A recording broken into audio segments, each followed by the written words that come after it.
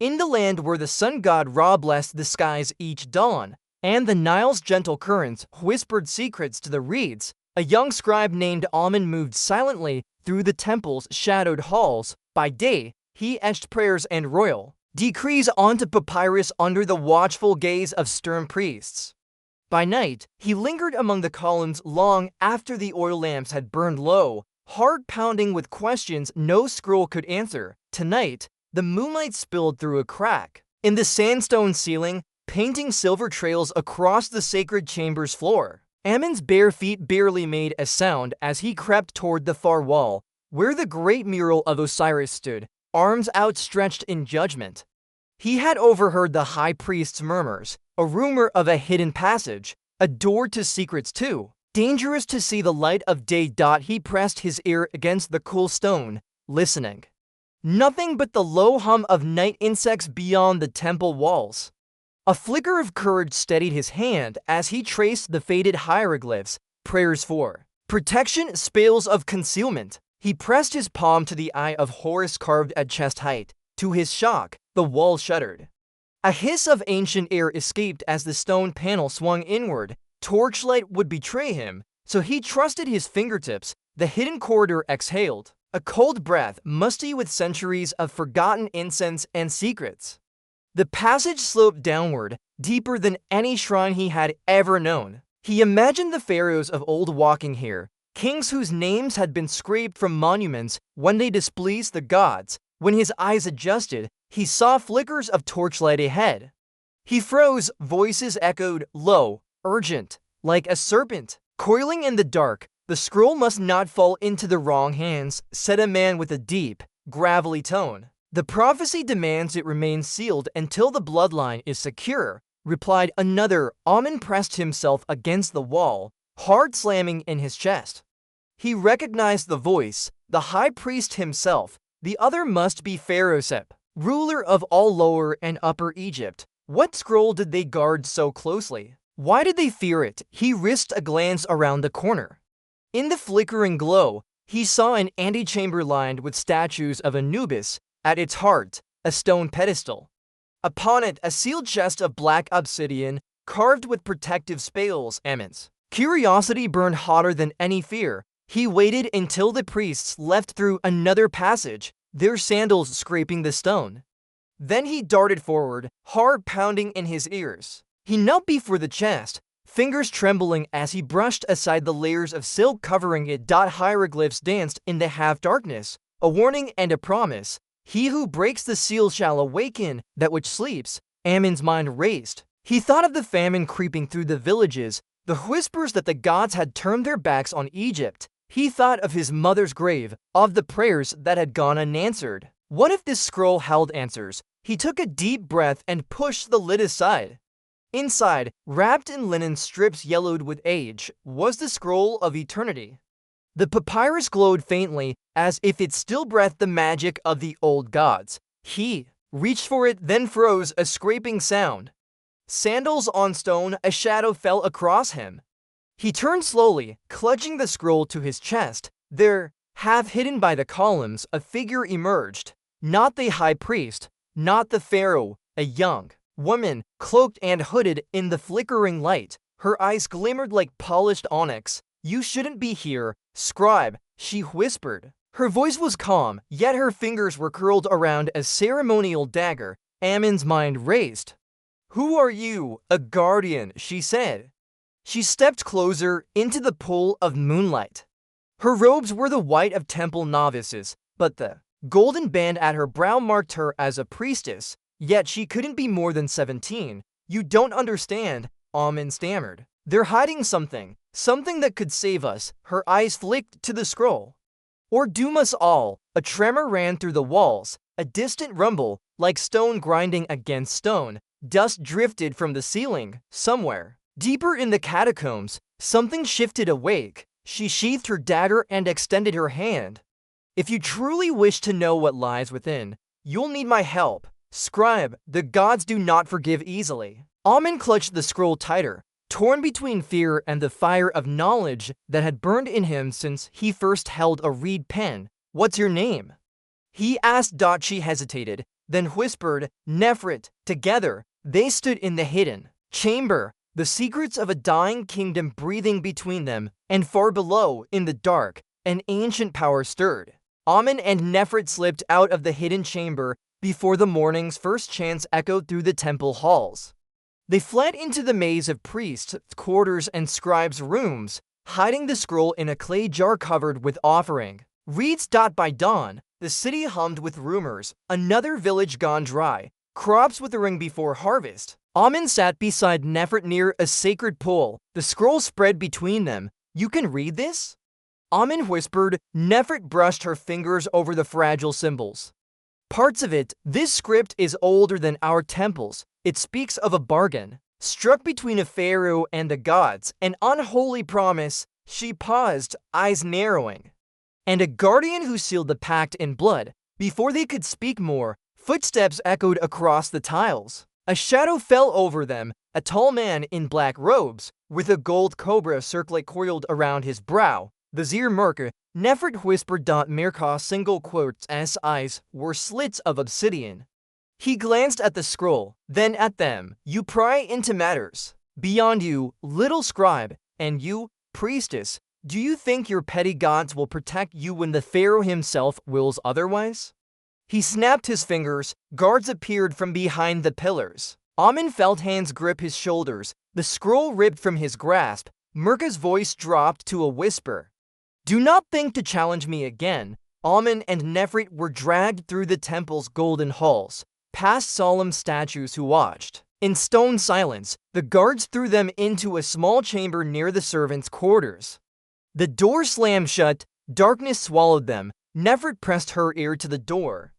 He wants the scroll to awaken something. Amen sank against the wall. He's no priest. He's a snake. Through the cracks in the wall, they heard muffled voices. The high priest, Merker, and Pharaoh Sep arguing about the ritual, about the kingdom's survival, about immortality. Nefrit turned to Amen. If Merker completes the ritual, he'll bind himself to a god of death. He'll become unstoppable. Amen's mind raced. Then we stop him. How? He thought of the old stories, hidden orders, guardians in the desert. His grandfather had spoken of them once, in drunken whispers. The Brotherhood of the Lotus, sworn to protect Egypt. From dark magic, Amen pressed his palm to the wall. Loose stone, a tunnel for air. He shoved at it until a stone shifted, just enough to crawl through. Together, they slipped into the dark, carrying nothing but the spark of rebellion and the hope that somewhere beyond the sands, the Brotherhood waited. They found the Brotherhood hidden in the cliffs beyond Thebes, in a temple carved from red rock. The wind howled through broken statues and sun-bleached banners as they approached. Elder Imhotep, the last surviving keeper of the lotus, received them by a cracked fire pit. His beard was white, but his eyes were sharp as a falcon's. They spoke through the night of prophecies, forbidden gods, and the pharaoh's secret hunger for eternity. Imhotep unrolled an ancient cloth, revealing a single artifact, a golden ankh of mat, its surface inscribed with spells of binding. This is the only way to seal the deity Merka seeks to free, he said. Nefrit traced the ankh's shape with trembling fingers. And if he succeeds, Imhotep's face darkened. Egypt will drown in darkness. The pharaoh will become a puppet. Merka will rule in shadows. They planned their return under the cover of a sandstorm. Amen hid the ankh beneath his robe. The Brotherhood's warriors, faces painted with lotus sigils, rode behind him like desert wraiths. They slipped into the temple at dusk, cloaked by prayers and windblown dust. But as they reached the inner sanctum, they found Pharaoh Sep waiting, crown gleaming, eyes hollow. You thought you could betray me, scribe? Setep's voice cracked like dry reeds. Do you think the gods care for your petty scribbles? They want sacrifice, my sacrifice, so Egypt may live forever. Merka stood at his side, hands dripping with blood as he traced runes on the stone floor. Amen stepped forward. You're no god, Pharaoh, just a man terrified of the dark, Sep sneered. And you are nothing. Guards surged forward, swords clashed with the Brotherhood's blades. Shadows flickered across the walls as the temple filled with screams, sparks, and whispered spells. In the chaos, Amen locked eyes with Merka. who only smiled, lifting the scroll high as the symbols glowed with unearthly light. Beneath the pharaoh's temple lay catacombs older than the first pyramid, tunnels where the dead had been laid to rest for 1,000 years. It was here that Merkah fled, dragging the scroll of eternity and chanting words that cracked the air like thunder. Amen and Nefret followed, the Ankh of Mat pulsing at Amen's chest. Behind them, Brotherhood warriors clashed with Merkah's cultists in torchlit corridors lined with mummies and painted prayers. Deep in the belly of the earth, the ritual chamber waited, a pit of black stone, surrounded by towering statues of forgotten gods. In its center, Merkah stood, arms raised, the scroll unfurled. Beside him, Pharaoh Sep knelt, eyes glassy with madness. The ground trembled. The statues bled black ichor, a shape slithered from the pit, not beast, not man, but a tangle of shadows and teeth. Merkah's voice rose to a roar. I offer my blood, I offer my soul. Amen ran forward. The Ankh blazed in his grip, a sun against the pit's darkness. Merkah spun, eyes wide with hatred. You think you can stop eternity? Merkah spat. Nefret hurled a dagger, grazing Merkah's arm. He howled, the shadows coiling tighter. Amen leapt, driving the Ankh toward the pit, but Merkah's power lashed out, throwing him against a column. Pain exploded through his ribs. He looked up through the haze of blood. The deity was almost free, its tendrils wrapping around Pharaoh Sep, who screamed as the darkness devoured him. Nefret fell to her knees beside Amen. You must do it, now. Through the roar of ancient wind and breaking stone, Amen rose, teeth clenched. He pressed the Ankh to his chest and stepped forward. Merkah's laughter echoed through the underworld. The deity's form loomed behind him, a writhing storm of scales and claws. Pharaoh Setep's crown lay forgotten in the blood and dust. Amen lifted the Ankh high, in the name of Mat. Balance must be restored. The chamber erupted in blinding light. The shadows screamed, recoiling. Merkah lunged, blade flashing, but Nefret blocked him with her body, a cry tearing from her throat. Amen's world slowed. He caught Nefret as she fell, her blood warm on his hands. I believe in you, she whispered. A roar shook the pillars as Merkah, half human, half god thing, charged. Amen thrust the Ankh forward. Its power met Merkah's corruption in a shockwave of light and darkness. They struggled, the scribe and the usurper, the old magic and the hunger for immortality. Amen saw the faces of the old gods in the swirling haze, stern and patient. He thought of his mother, the children starving in villages, the promise he had made to protect Egypt's soul. With a final cry, he plunged the Ankh into Merkah's heart. A scream like breaking stone split the chamber. The shadows folded inward, dragging Merkah and the half-born deity into the pit. The scroll burned away in Amen's hands, its power spent. The ceiling cracked, sand poured in, columns toppled. Amen gathered Nefret's amulet and pressed it to his heart. He staggered up the tunnel, the temple collapsing behind him. Dawn broke over the desert as he stumbled into the light, a single figure carrying the last hope of Egypt.